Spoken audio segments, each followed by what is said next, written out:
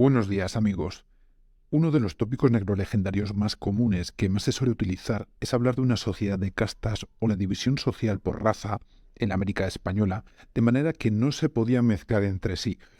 La doctora en historia Pilar Gonzalvo tiene varias conferencias al respecto en las que desmonta con historiografía y datos científicos dicho mito, que ha quedado arraigado en las nuevas repúblicas que surgieron tras las secesiones de los virreinatos de la América española como una forma de justificar el racismo actual imperante en dichas repúblicas y, de paso, escurrir el bulto y no asumir su responsabilidad actual al respecto.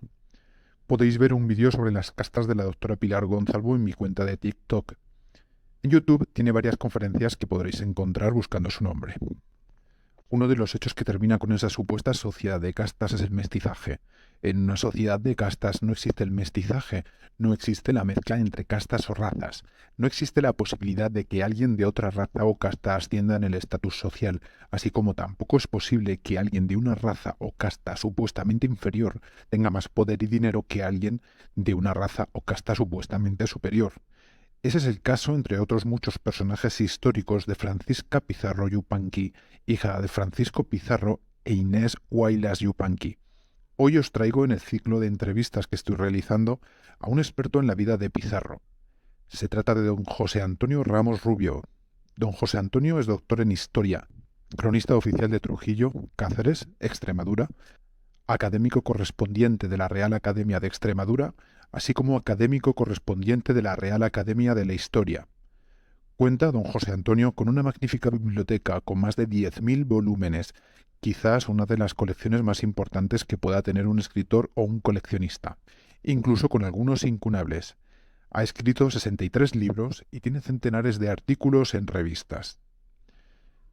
De este modo, don José Antonio va a hablaros hoy de Francisca Pizarro Yupanqui, desmontando así uno de los tópicos negrolegendarios más comunes, como he mencionado anteriormente. Sin más preámbulos, os dejo con don José Antonio. Pero antes de continuar con el vídeo, te animo a suscribirte a mi canal y activar la campanita seleccionando la opción de todas las notificaciones para que YouTube te avise siempre que suba un vídeo nuevo y no te pierdas ninguno. Asimismo, ya que estás aquí, te propongo darle me gusta al vídeo y que me dejes tu comentario contándome qué te ha parecido para ayudarme a dar visibilidad al canal. Muchísimas gracias. Buenas tardes. Algunos investigadores, sobre todo los ingleses, durante años han venido denostando la labor realizada por los conquistadores, sobre todo los conquistadores extremeños en tierras americanas. La leyenda negra fue provocada por el rechazo a los supuestos crímenes cometidos en Iberoamérica por los conquistadores españoles. Pero el menor respeto a la verdad histórica muestra que esto es sencillamente falso. Existieron asesinatos, sí, eso es verdad, pero visto desde la perspectiva de los siglos transcurridos desde entonces, los crímenes cometidos por otras metrópolis occidentales fueron todavía más pavorosos. Si en algo se distingue a la conquista española es que consiguieron llevar la cultura, el arte y la religión a aquellas tierras, mezclándose con los nativos. Prueba de ello es la presencia de Francisca Pizarro Yupanqui, fruto de la unión entre Francisco Pizarro e Inés Huaylas. La leyenda negra fue alimentada por Bartolomé de las Casas y otros dominicos que sacudieron al Imperio español sobre la legitimidad de la conquista. Según Alejandro Lightfoot, tal leyenda negra es ingenua, o peor que eso, es maliciosa propaganda. Es ingenua porque los conquistadores y primeros pobladores no son exponentes de la cultura moral del pueblo español, y es maliciosa propaganda porque en forma igualmente tremenda se han realizado y todavía están realizándose todas las conquistas de tipo señorial. Francisca Pizarro Yupanqui nació en Jauja en el año 1534, hija de Francisco Pizarro y de Inés Huaylas, que era a su vez la hija de Huayna Cápac, el soberano del Tahuantinsuyo. Tenía 7 años cuando su padre, Francisco Pizarro, fue asesinado el 26 de junio de 1541. Se encargará de su tutela su tío Gonzalo Pizarro, a quien confesará Francisca en su testamento haberle querido mucho. En el año 1549 nos llega un primer dato de Francisca Pizarro como promotora o mecenas de obras de arte. Es la fecha en la que dona 4 solares para la construcción del convento de la Merced de Quito, hecha por su tutor Antonio Rivera. Francisca Pizarro viajó a la tierra de su padre, a Trujillo. No obstante, antes de la partida hacia España, el 15 de marzo de 1551, dio a término una de las principales voluntades de su padre, aquellas voluntades importantes que había quedado insertas en su testamento, que era la construcción de una iglesia en la Catedral de Lima, en la Capilla Mayor de Lima, lugar donde quería enterrarse Francisco Pizarro. La joven Francisca dejará fundada una capellanía y la renta de 500 pesos en oro para la obra.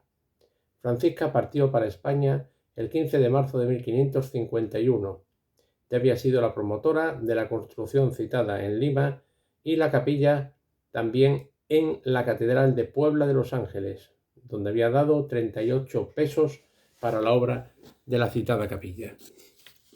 Fue temprana la actividad constructiva de Francisca Pizarro. A su llegada a Sevilla, según los datos recogidos en el viaje, se gastará 72 maravedíes en ropa y 17 maravedíes en joyas toledanas.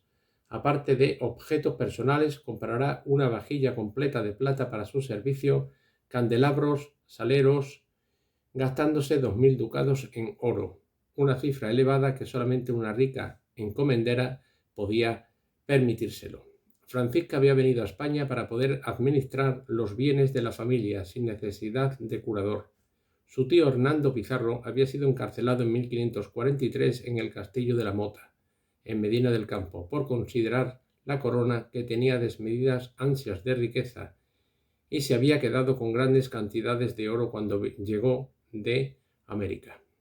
En 1552 se casaron Hernando y Francisca en La Mota. Ella tenía 18 años y Francisco 50 años. Tuvieron 4 hijos. En el castillo permanecieron 8 años hasta la liberación de Hernando. Durante su estancia en La Mota habían estado restaurando y embelleciendo un antiguo solar que tenía el padre de Hernando Pizarro, concretamente Gonzalo Pizarro, denominado El Largo. Este castillo se encontraba en La Zarza, actualmente la localidad de Conquista de la Sierra, lugar al que se fueron a vivir los esposos mientras estaban construyendo en Trujillo el Palacio de la Conquista. Francisca y Hernando desde entonces tomaron las riendas de la administración de los bienes en el Perú y de la hacienda paterna en Extremadura. Los ingresos eran tan elevados que Hernando comprará al rey y al Consejo de Hacienda el pueblo y la encomienda de Alcuéscar, que hasta entonces había pertenecido a la Orden de Santiago. Los numerosos palacios que se levantan en Trujillo en el siglo XVI eran la expresión del cambio de mentalidad que se estaba operando cuando la nobleza trujillana comienza a adquirir solares en lo que entonces era el Berrocal de Trujillo y a construir sus palacios. Ya se quedaba corto el espacio comprendido en la villa, el espacio comprendido intramuros de Trujillo. Se muere Hernando Pizarro Orellana y Francisca Pizarro se casa con Pedro Arias Portocarrero en 1581, concretamente en la iglesia parroquial de Santa María la Mayor, y se marchan a vivir a Madrid, a la calle Príncipe. Francisca Pizarro fallecerá allí, en esa calle, el 30 de mayo de 1598, a los 64 años de edad. En su testamento, conservado en el archivo arzobispal de Lima, en la primera cláusula dice que su cuerpo se ha depositado en la primera iglesia más cercana a su casa. Su casa tenía en la calle Príncipe y es enterrada en la iglesia de la Trinidad. Pero también consta en su testamento que cuando pasaran varios años, que su cuerpo fuera devuelto a Trujillo, concretamente que sea enterrada en la sepultura de su matrimonio que había tenido con anterioridad en Trujillo, es decir, con Hernando Pizarro.